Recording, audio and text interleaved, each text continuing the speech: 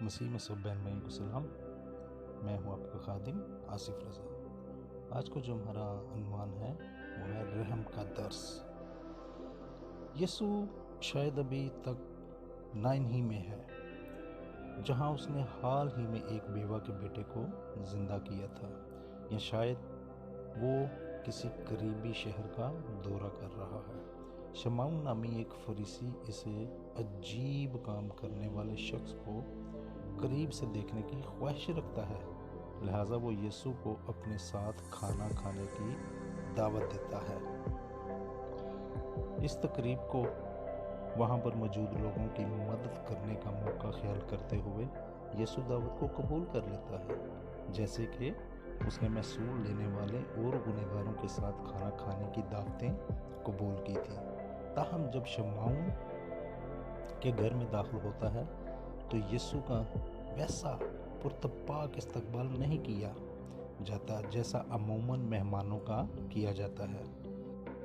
گرد آلودہ راستوں پر چلنے سے سینڈل کے اندر پاؤں گرم اور گندے ہو جاتے ہیں، اس لیے ٹھنڈے پانی کے ساتھ مہمانوں کے پاؤں دھونا مہمان نوازی کا ایک عام دستور ہے۔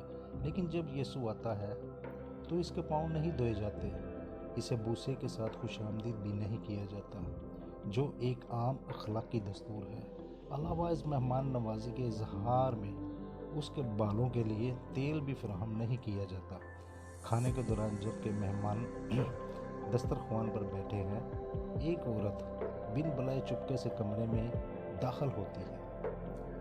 سارا شہر جانتا ہے کہ وہ ایک بدچلن زندگی بسر کر رہی ہے۔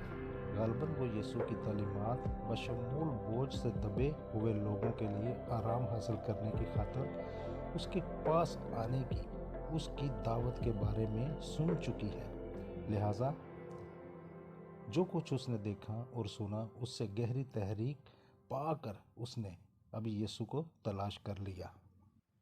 وہ عورت دسترخوان پر بیٹھے ہوئے یسوع کے پیچھے آ کر کھڑی ہو جاتی ہے اور اس کے قدموں پر جھک جاتی ہے۔ جب اس کے آنسو یسوع کے پاؤں پر گرتے ہیں تو وہ انہیں اپنے بالوں سے پونچھتی ہے۔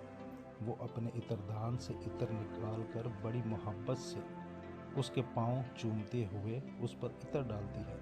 شمعون کو یہ بات بہت ناگوار گزرتی ہے۔ اگر یہ شخص نبی ہوتا، وہ دل ہی میں سوچتا ہے تو جانتا کہ جو اسے چھوتی ہے وہ کون ہے اور کیسی عورت ہے، کیونکہ یہ بدچلن ہے۔ اس کے خیالات کو بھانپ کر یسوع کہتا ہے، آئے شمعون، مجھے تجھ سے کچھ کہنا ہے۔ وہ جواب دیتا ہے، آئے استاد، کہہ۔ کسی ساہوکار کے 2 قرضدار تھے۔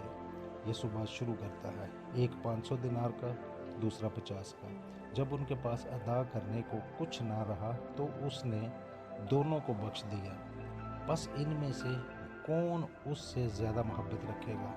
شاید سوال کو بظاہر غیر متعلقہ خیال کرتے ہوئے شمعون لاپرواہی سے کہتا ہے، میری دانست میں وہ جسے اس نے زیادہ بخشا۔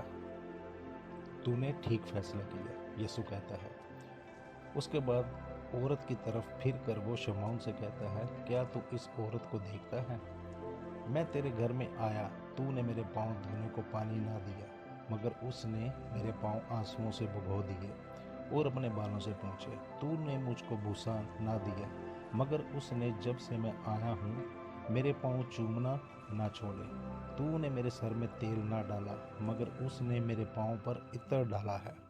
یوں اس عورت نے اپنے بد اخلاق ماضی کے لیے دلی توبہ کا اظہار کیا ہے، لہٰذا یسوع اختتام میں یہ کہتا ہے، اسی لیے میں تجھ سے کہتا ہوں کہ اس کے گناہ جو بہت تھے معاف ہوئے، کیونکہ اس نے بہت محبت کی، مگر جس کے تھوڑے گناہ معاف ہوئے وہ تھوڑی محبت کرتا ہے۔